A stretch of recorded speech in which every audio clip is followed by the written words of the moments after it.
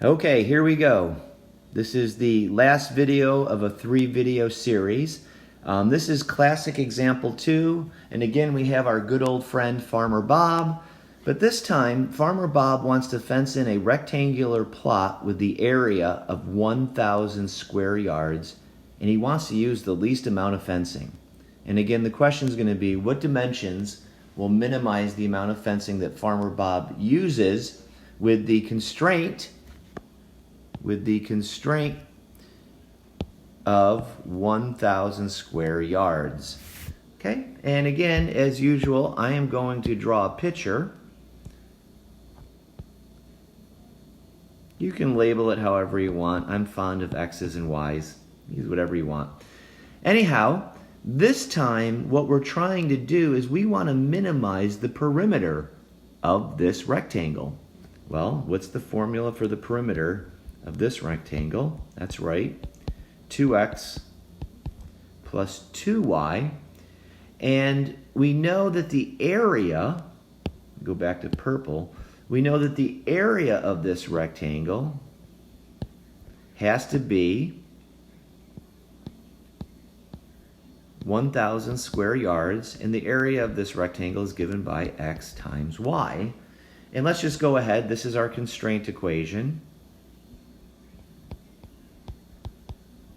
Okay, and let's go ahead and solve for y. This one's a little bit easier. Y equals 1,000 divided by x. And again, like we did before, we're going to take this y value, we're going to plug it into our perimeter function so that now we have a function of x.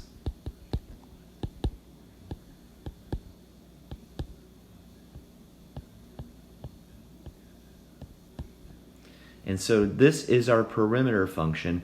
I'm going to rewrite this because I know that in a few seconds I'm about to take the derivative, and I do not want to use the quotient rule. Okay? And again, now this one, there actually is not a closed interval. We need to be a little careful, but I wouldn't stress out about that. Note, x can't be 0 because if x were 0, when you go back up to the constraint equation, there's no way to get 1,000 when you multiply by 0. So in this particular case, note, x has to be strictly bigger than 0.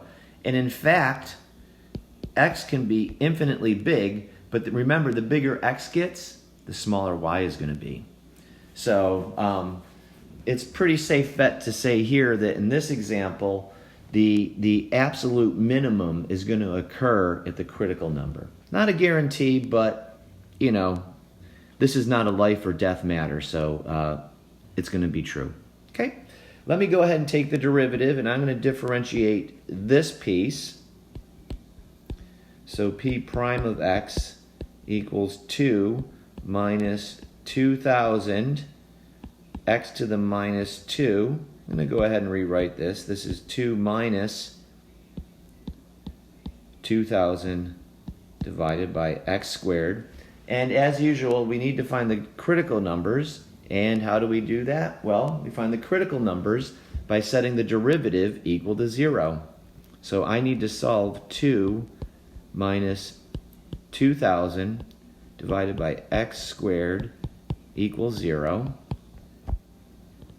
That gives me 2 equals 2,000 divided by x squared. This gives me 2x squared equals 2,000. I'm going to divide both sides by 2. I get x squared equals 1,000. And here's a fun fact. 1,000 equals 10 times 100, and the square root of 100 is 10, and so I get x equals 10 times the square root of 10. Right? Plus or minus, but since we're dealing with reality, we don't need negative fencing. So this is the x value that gives me the minimum amount of fencing, but then I have to scroll back up to my constraint equation right here. Y equals 1,000 divided by x.